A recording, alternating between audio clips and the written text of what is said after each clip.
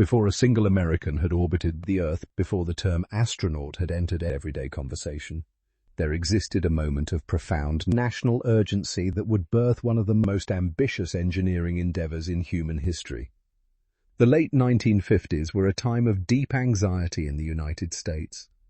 The Soviet Union had launched Sputnik in October of 1957, sending a small metallic sphere beeping through the heavens and shattering American confidence in its technological superiority.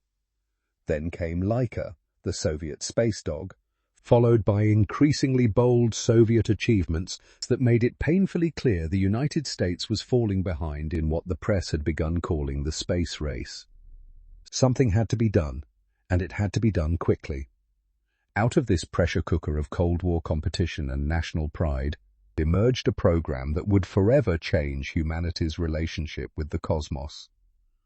Project Mercury was formally established by the National Aeronautics and Space Administration in October of 1958, just 1 year after Sputnik's historic launch. The program carried a singular, audacious goal: to place a human being into orbital flight around the Earth, observe how that person performed in the alien environment of space, and return them safely to the ground. It sounds straightforward when stated plainly, but the engineering, medical, and logistical challenges standing between that goal and reality were staggering in their complexity. Nobody had ever built a spacecraft designed to carry a living human being. Nobody fully understood what the human body would endure during launch, weightlessness, and re-entry. The entire enterprise was, in the most literal sense, a journey into the unknown. The spacecraft that emerged from this challenge was a marvel of pragmatic engineering. The Mercury capsule was small, almost shockingly so by modern standards. It measured roughly 1.9 meters wide at its base and about 2.9 meters tall, roughly the size of a compact automobile interior. The capsule was designed with a conical shape, wider at the bottom and narrowing toward the top, a geometry chosen specifically to manage the brutal aerodynamic forces of atmospheric re-entry. The heat shield positioned at the blunt end of the capsule was perhaps the most critical component of the entire vehicle. During re-entry, temperatures around the capsule could reach approximately 3,200 degrees Fahrenheit, hot enough to vaporize most materials. The ablative heat shield worked by intentionally burning away in a controlled manner, carrying that tremendous heat away from the capsule and the astronaut inside. The design philosophy behind Mercury was fundamentally conservative and practical. Engineers at NASA, working alongside contractors like McDonnell Aircraft Corporation, made deliberate choices to keep the astronaut alive above all other considerations. The capsule featured a periscope system for external viewing, manual attitude controls that allowed the pilot to orient the spacecraft, and a retro-rocket package that would slow the vehicle enough to begin the descent back to Earth. An escape tower sat atop the capsule during launch, designed to rocket the capsule away from an exploding booster in a matter of seconds. Every system had a backup. Every contingency had a plan. The interior was cramped and utilitarian, with the astronaut lying in a custom-fitted contour couch that distributed the forces of launch and re-entry across the entire body rather than concentrating them at vulnerable points.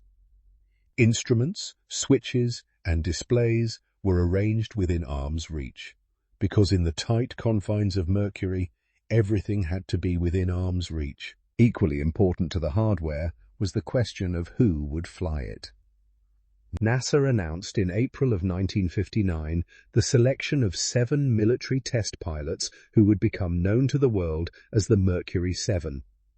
Scott Carpenter, Gordon Cooper, John Glenn, Gus Grissom, Wally Schirra, Alan Shepard, and Deke Slayton were chosen from a pool of over 500 candidates who met the initial requirements: military test pilot experience, a bachelor's degree in engineering or equivalent, fewer than 40 years of age, and a height of no more than 5 feet 11 inches, that last requirement dictated entirely by the dimensions of the capsule.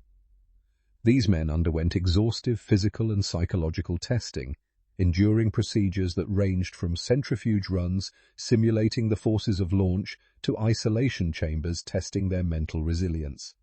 They were poked, prodded, measured, and evaluated in ways that would seem extraordinary even today.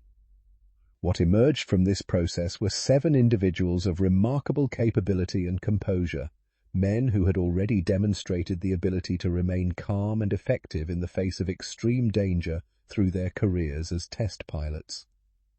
Their selection was announced to considerable public fanfare, and almost immediately they became national heroes, symbols of American determination and capability at a moment when the country desperately needed such symbols. Before any of the Mercury 7 could fly, the program had to prove its hardware through a series of unmanned test flights that were often as dramatic as the crewed missions that followed.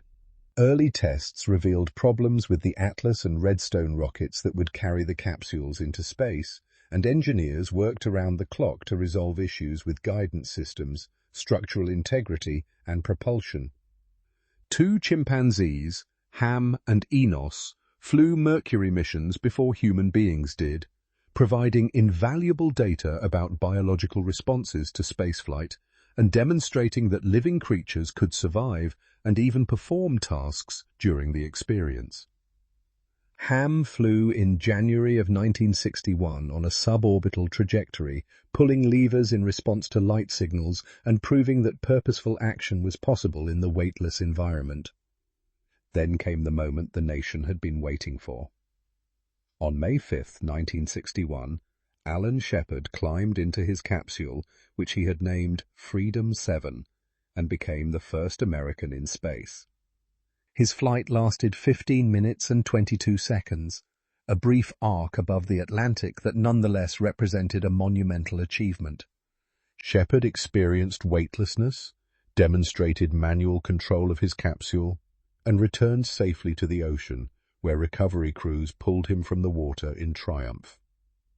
Just 3 weeks later, President John F. Kennedy stood before Congress and committed the United States to landing a man on the moon before the end of the decade, a declaration made possible in no small part by the confidence that Mercury had begun to build.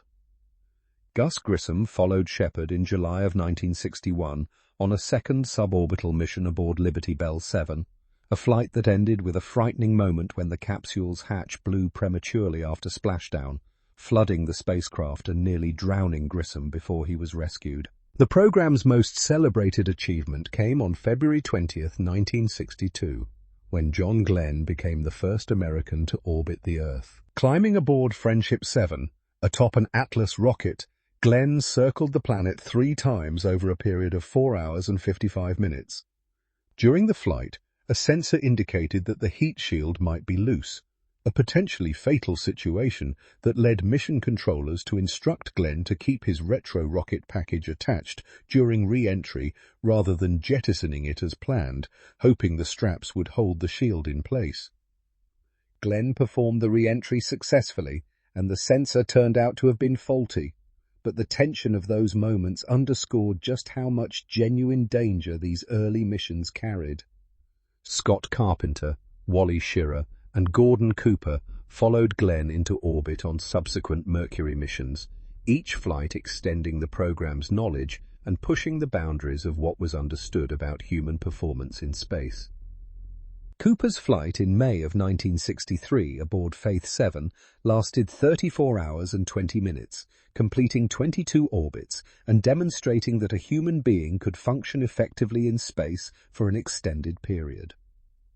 By the time Project Mercury concluded, it had accomplished everything it set out to achieve, and considerably more. 6 Americans had flown in space. The fundamental questions about human survival and performance in the space environment had been answered with hard data rather than speculation. The capsule design, the launch vehicles, the tracking networks, the recovery procedures, and the medical monitoring systems had all been tested, refined, and proven. Mercury had built the foundation upon which Gemini and Apollo would stand, and those programs would carry Americans to the moon just 8 years after Shepard's brief arc over the Atlantic. The legacy of Project Mercury is not simply a list of firsts or a collection of technical achievements, though those are genuinely impressive. Its deeper legacy is the demonstration that human beings could venture beyond the atmosphere, survive, work, and return home safely. A truth that opened every subsequent chapter of human space exploration and continues to resonate in every crewed mission launched to this day.